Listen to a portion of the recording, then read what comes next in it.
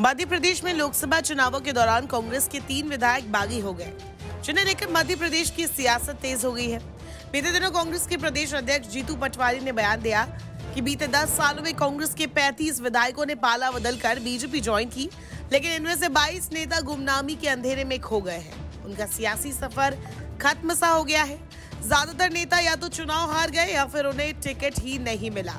उन्होंने ये भी कहा कि इस समय कांग्रेस छोड़कर बीजेपी ज्वाइन करने वाले केवल 9 नेता विधायक हैं। उनमें भी केवल 4 ही मंत्री पद तक पहुंचे हैं।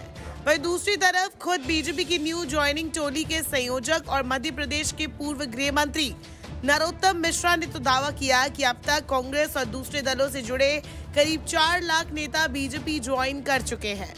जानकारी के मुताबिक एक दशक में दल बदल करने वाले 33 विधायक थे। इनमें से 2 ने अलग राह पकड़ ली। एक नेता 2 बार दल बदल कर फिर बीजेपी में आ गए। बचे 30 नेताओं में से 13 फिर से विधायक बने हैं। बाकी 17 नेता पार्टी में हैं, लेकिन कोई जिम्मेदारी नहीं है। 2023 के विधानसभा चुनाव में बीजेपी ने 163 सीटों पर जीत दर्ज की। कांग्रेस के खाते में 66 सीटें आई थी। एक सीट पर भारत आदिवासी पार्टी ने जीत दर्ज की। इस चुनाव के बाद कांग्रेस के 3 विधायक बीजेपी में शामिल हो चुके हैं। छिंदवाड़ा जिले की अमरवाड़ा सीट से कांग्रेस विधायक कमलेश शाह ने लोकसभा चुनाव से पहले बीजेपी की सदस्यता ले ली। उन्होंने विधानसभा से भी इस्तीफा दे दिया। अब कांग्रेस के 65 विधायक बचे हैं।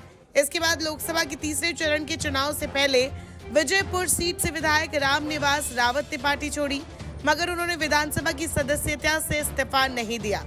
ऐसा ही कुछ बीना विधायक निर्मला सप्रे ने भी किया।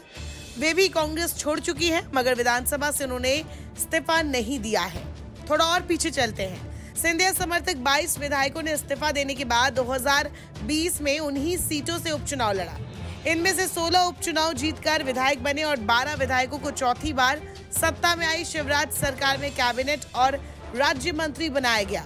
जो 6 नेता विधायक का चुनाव हार गए थे, उन्हें निगम मंडलों में जगह मिली थी। इसके बाद 2023 के विधानसभा चुनाव में बीजेपी ने सिंधिया समर्थक नेताओं में से 16 को दोबारा टिकट दिया। इनमें से 7 चुनाव हार गए और 9 चुनाव जीतकर दोबारा विधायक बने। अब इनमें से 4 डॉक्टर मोहन सरकार में कैबिनेट मंत्री है। बाकी 13 नेताओं को कोई भी जिम्मेदारी नहीं दी गई है।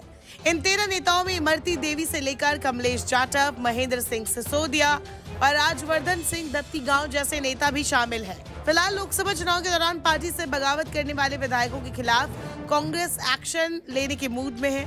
इसके साथ ही जीतू पटवारी ने मध्य प्रदेश कांग्रेस में बड़ा बदलाव करने की भी बात कह दी है। उन्होंने कहा है कि हम लगातार कई चुनाव हारे हैं।